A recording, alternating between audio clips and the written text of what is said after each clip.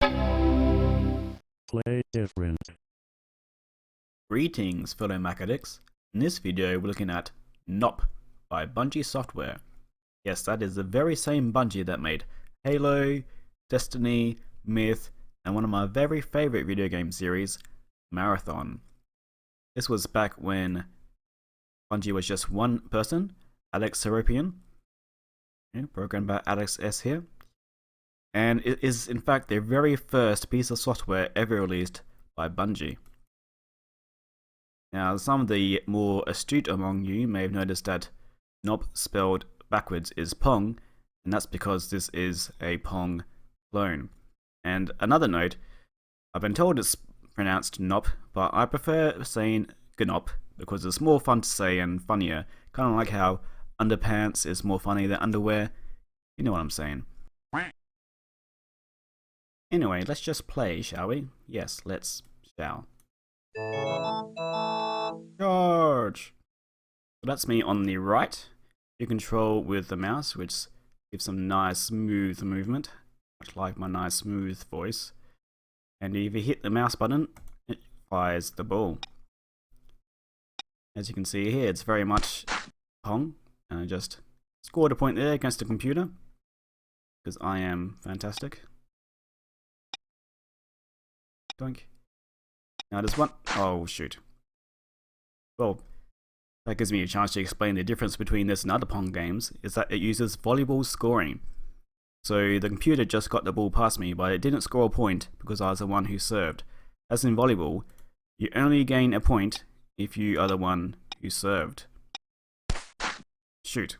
See, as you can see there, the computer now has 1 point because it was serving and it got the ball past me. Donk, dink, donk, dink. Oh dear, that does not good for Andrew. No. I really like the sounds and animations. They're quite cute. The game over and victory scenes are also quite charming. Boom. The game is also very customizable. So out the top there you see, oh darn it, see it says score to win 4. You can change that.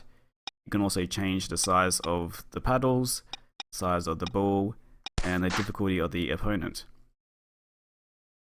This game was also free, but people could send in $15 to get the source code, and a few people actually did do that, which encouraged Alex to keep on making games, and he made Operation Desert Storm next, which was quite more interesting than... Oh no! Oh shoot. Than this game. Match point. Oh, match point. That means if the computer gets one past me, it's all over Red Rover. I'm gonna be quiet so I can focus. Oh. Man, this must be really riveting for all of you viewers. Bam! Well, it's not over for me yet, apparently. Good. Now, I did mention all the things I liked about this game, but there's also a lot of things not very good about it. For one thing, the AI is very, well, is good, but it's too good. As you can see, it knows exactly where to go. And it doesn't even pretend to not know where the ball might be going. It goes, starts heading straight. See? Just goes straight to where the ball was going to be. Match point. Oh, match point again. So the way you win the game is just to... Oh, darn it. Alright, so I'll show you some of the options here that I mentioned earlier. You can set ending score, who serves first, sound, yeah, difficulty, oops, go back to intermediate, ball, paddle size. It's all very customizable, so that's cool. But as I was saying, the AI is just... Excuse me. The AI is just far too predictable and far too good.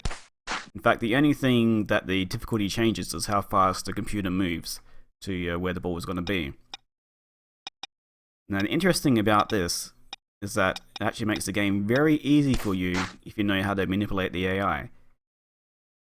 So, but first I need to be serving, so I'll cut to me doing that. So here I am serving. Now if you go to the top of the screen here, the computer will throw the ball back at you the exact same way every single time. Just lets you do this. So you can get the ball past him every single time. If you can figure out the exact place you need to be. Like so. I guess that's the price you pay for having AI that's just a little bit too good, quote unquote. It's kinda ironic considering how famous Bungie would be with the AI in Halo. Although the AI in Halo also cheated, but they hit it much better. Well, most of the time they hit it much better.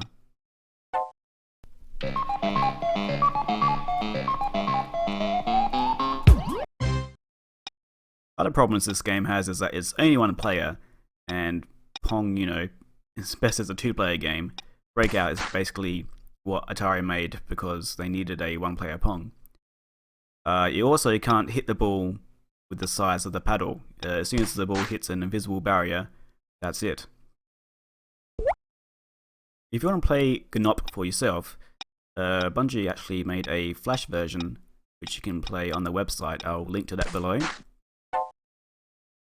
Now, I've been pretty harsh on this game, but I'm covering it not just because of the historical significance of it being the very first Bungie game.